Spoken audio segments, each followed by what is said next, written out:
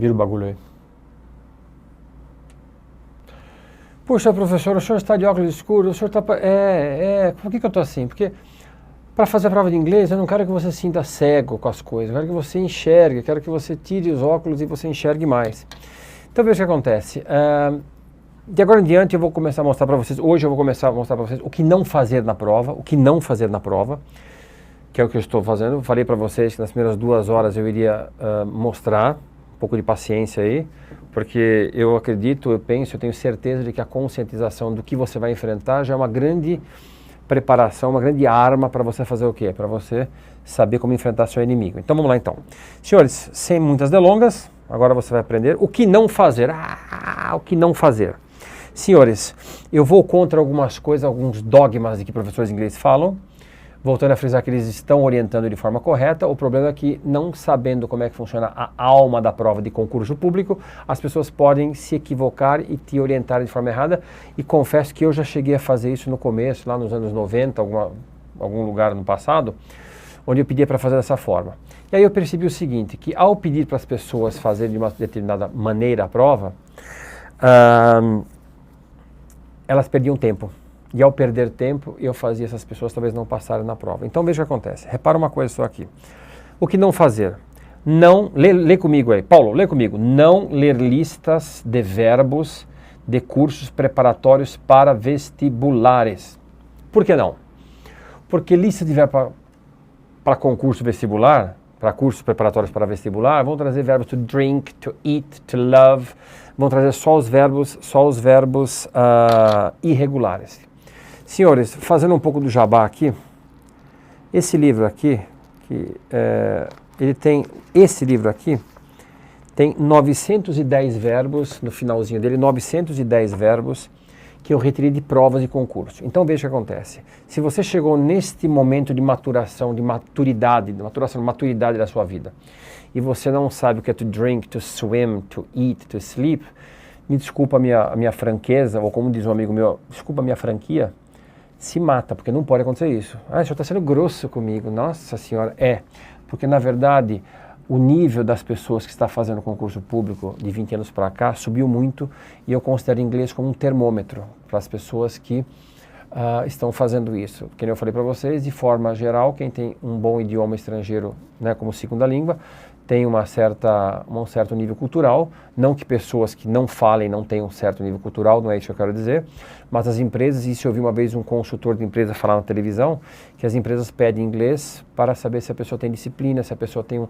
uma visão de outra cultura, se tem cultura também, tá? Então veja, talvez você não tenha essa inteligência linguística, nem goste de inglês, nem quero que você goste, não é isso, tá? Mas eu estou dizendo assim, você não pode escapar da prova que vai pedir isso para você, e você percebe, teve até provas de nível médio já que foi solicitado em inglês. Lá em São Paulo, no metrô, por exemplo, pediu-se inglês já. Mas acontece que o bilheteiro do metrô tem que falar inglês. Não é esse o caso. Acontece que as pessoas estão, infelizmente, uma constatação de fato nesse país, é que a educação está sendo colocada em último plano, até porque você, ao invés de ensinar as pessoas a pensarem, tá? As escolas e o governo quer que você aprenda a obedecer. Então, educação, né, o povo tem que se educar sem pedir bolsa de educação. Lógico que se pagar é melhor, mas nós temos que sempre pensar que a gente tem que saber, nós temos que saber estudar e saber aprender, e não aprender para passar na prova, aprender para saber mesmo, tá? Senhores, eu não quero que você leia a lista de cursos para vestibular, porque você tem que saber. No meu livro tem. No segundo livro, que é de cursos avançados, eu aumentei de 910 verbos de concurso, aí eu aumentei e peguei mais verbos, aumentei para mais de 2.000, acho que 2.200, mais ou menos quase 2.200 verbos, e lá você não vai achar o verbo to love, to swim, e essas coisas, tá? To eat, tá? To work, to study.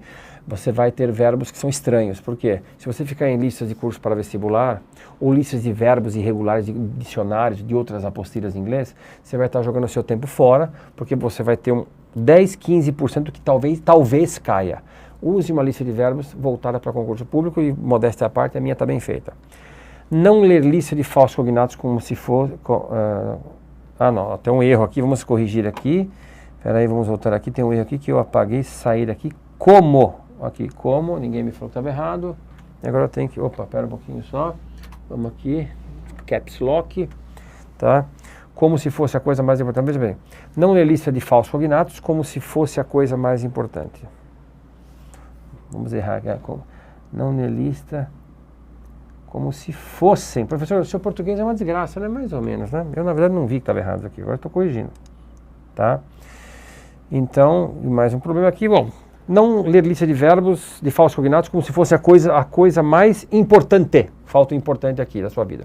Como eu já expliquei, a lista de falsos cognatos, os falsos cognatos, eles são feitos para te funhanhar no final das alternativas. Então, só saiba que aquela palavra você vai ter que ler lista de verbos de falsos cognatos, sim, mas não como se fosse a última coisa da vida. Resumindo, leia e saiba que tais palavras são falsos cognatos. Não necessariamente, se você tiver tempo, sim. Agora, se você não tiver tempo, não precisa saber qual que é a tradução de cada uma delas.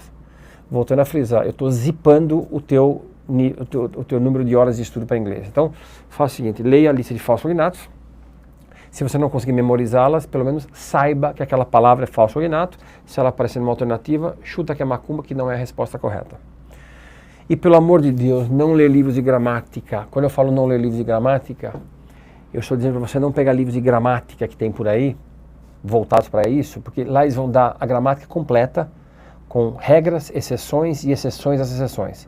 Isso na prova é raro acontecer. Quando eu digo raro, é menos de 0,2%. Não é essa questão que vai fazer a diferença, tá claro? Eu não vejo que o ideal dos caras, né, o mote dos caras, o objetivo dos caras, é fazer você saber inglês profundamente. Na verdade, lógico, vai ter uma outra questão mais difícil, mas é saber ter o raciocínio linguístico para saber se você sabe ler e entender coisas que vão se traduzir depois na sua capacidade de desempenhar o seu cargo. Se você vai desempenhar, se você ficar, né, se você desempenhar, se você vai ter a necessidade de desempenhar o cargo de forma tão linguística, talvez seja raro, mas tem que ser melhor do que está sendo hoje, por isso que as provas de português e inglês estão sendo exigidas, né, cada vez mais difíceis. O que fazer então?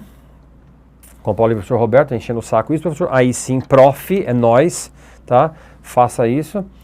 Até o Pelé já comprou, tá vendo, Paulo? O Pelé já comprou o livro do professor Roberto, tá aqui comigo, num evento que eu fiz lá em São Paulo, né? Aqui a Mona Lisa Perrone da Rede Globo também.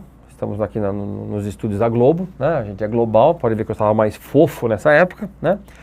Ela é super gente fina, um beijo no seu coração, né? Do Pelé não, né?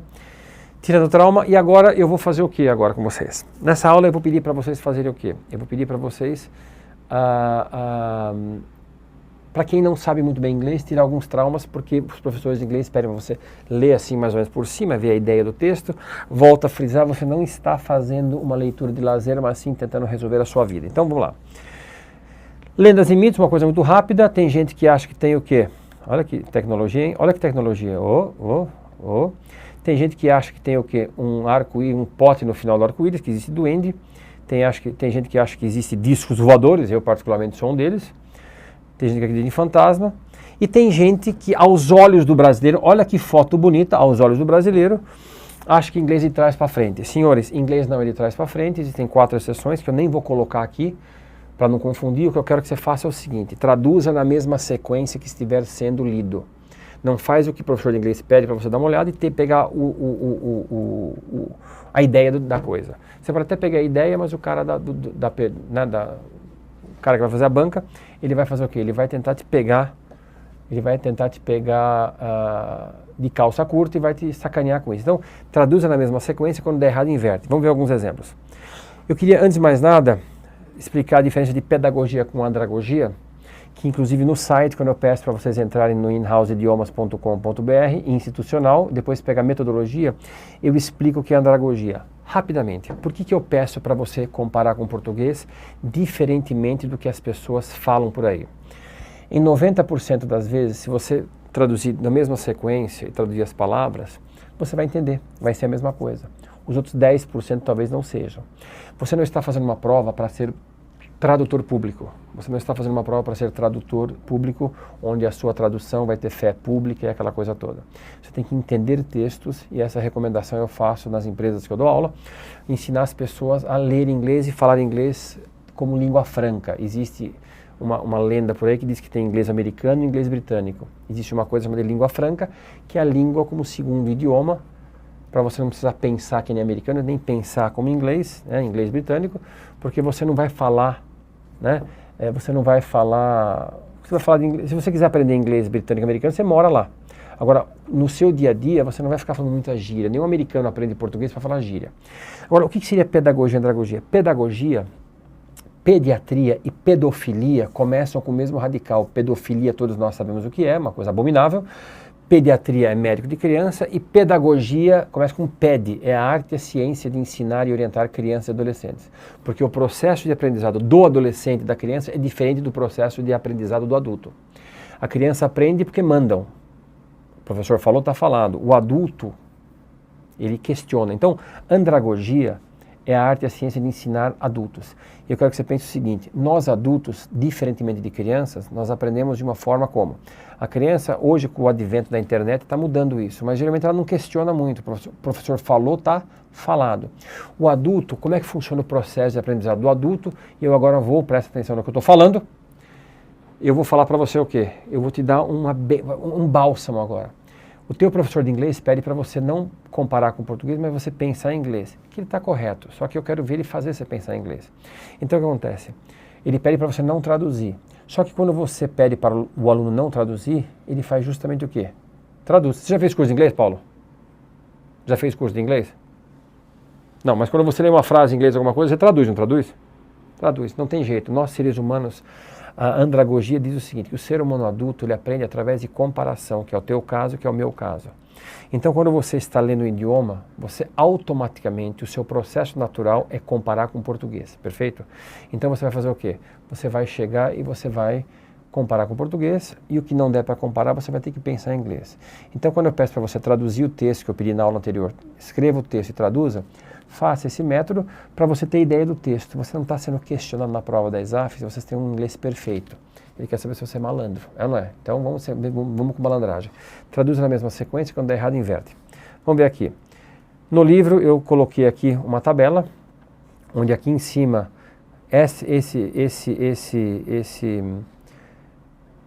essa tabela aqui, essa lista aqui tem conjugações de verbo em português e conjugações de verbo em inglês. Aí você vai perceber que em 95% das vezes, 90% das vezes, é só você pegar o que está escrito em inglês. Se tiver escrito assim, I have worked, vai estar escrito eu tenho trabalhado.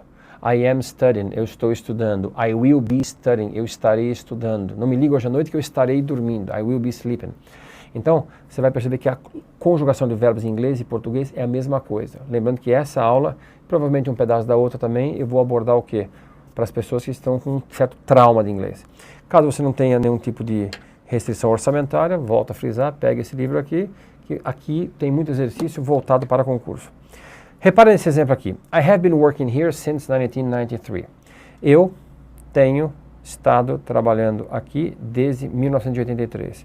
Ninguém fala eu tenho estado trabalhando aqui desde 1983. Mas o importante é você olhar que quando eu falo eu tenho estado trabalhando aqui desde 83, ficou muito claro que eu comecei em 83 e estou até agora trabalhando, perfeito? Então o que eu peço para você?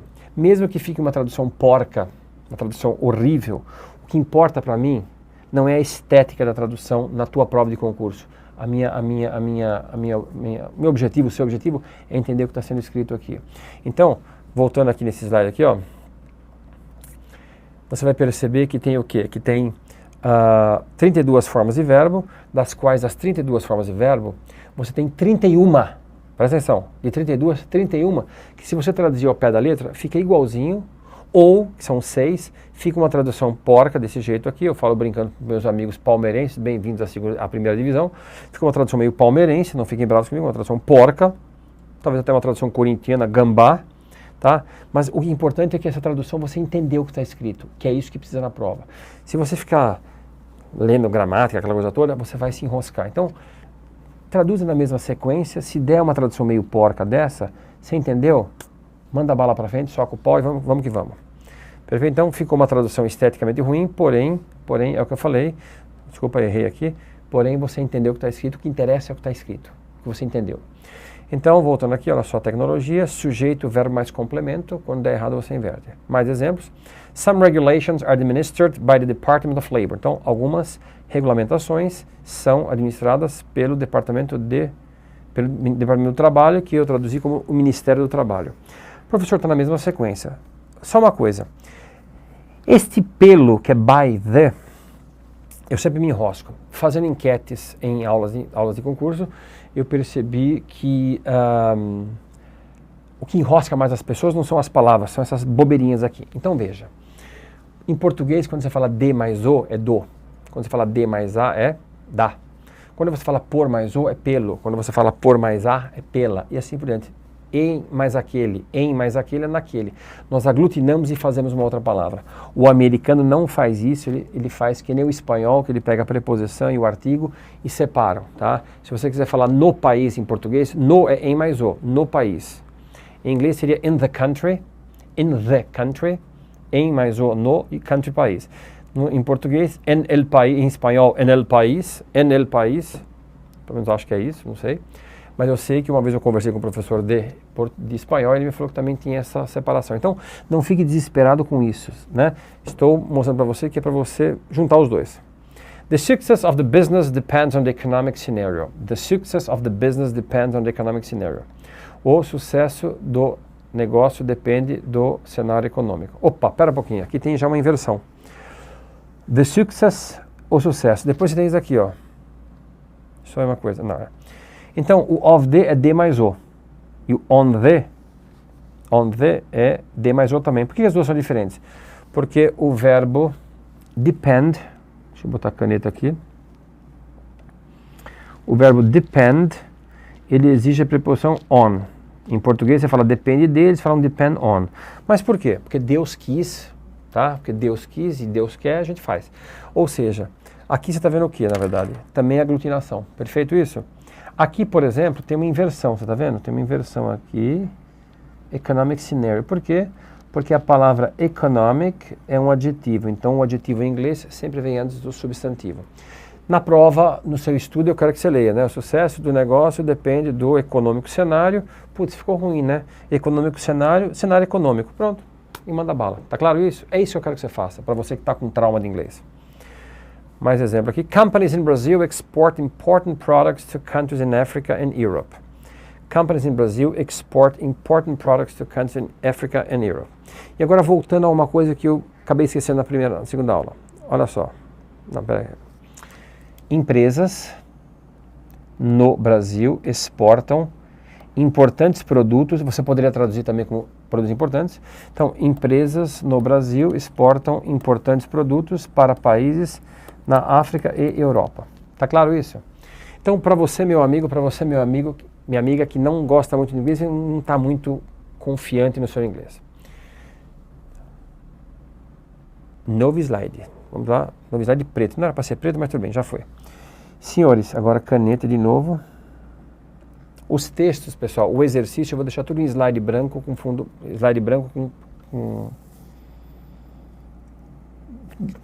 letra preta. Aqui é o seguinte, pessoal, eu quero que você faça, quando você for ler um texto, pegue as palavras parecidas com português.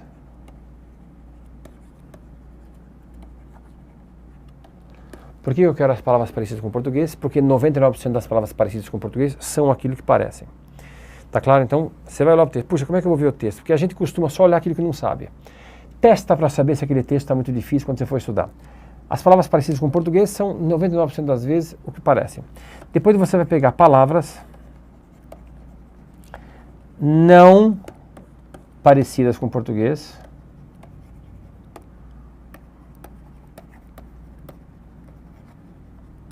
Mas que você conhece. Então, por exemplo, você pode pegar a palavra book. Book e livro não tem nada a ver uma coisa com a outra. O máximo que tem é esse O e esse O aqui, tá claro? Então veja, eu pedi para você primeiro ver as palavras que são parecidas com o português, porque se você viu aquelas palavras, você tem 99% de chance de ser a palavra que parece. De chance não, efetivamente. Depois pega as palavras que você não são parecidas com o português, mas que você conhece. Book, um monte de coisa. Ou seja, se você pegou as que são parecidas com o português e depois as que não são parecidas com o português, mas que você conhece, o que sobrar são as palavras que você não conhece. Aí você vai ter mais ou menos uma ideia do nível do teu inglês para com aquele texto. Tá claro? Ah, mas e os falsos cognatos? Já falei na aula anterior que falso cognato, se você souber o que é falso cognato, nem que você não saiba o que seja a palavra, se ela tiver na alternativa, você não não chuta aquela em caso de emergência. Ou seja, você não conseguiu ler o texto, mas, puxa, tinha a palavra lá, eventually, que eu tinha colocado outra vez, que é finalmente, eventually. Está numa alternativa, não deve ser a resposta correta. Isso caiu no Banco Central de 2006 ou 2009, se eu não me engano. E tinha lá duas palavras, eventually, numa alternativa, e a outra actually. Tá? Apesar de ter sido o César Granhill que fez, essas duas palavras estavam em duas alternativas diferentes e não eram as respostas corretas, porque o autor tentou fazer você ter o raciocínio que fosse aquilo, fosse atualmente, fosse eventualmente, e não era. Tá? Bom, e agora? Vamos lá. A sequência é, via de regra, a mesma, não necessariamente o número de palavras. O que é isso? Olha só. I have a lot of I have a lot of contracts to analyze. Eu tenho muitos contratos para analisar. Então, repara uma coisa, voltando aqui, você viu que é a mesma sequência.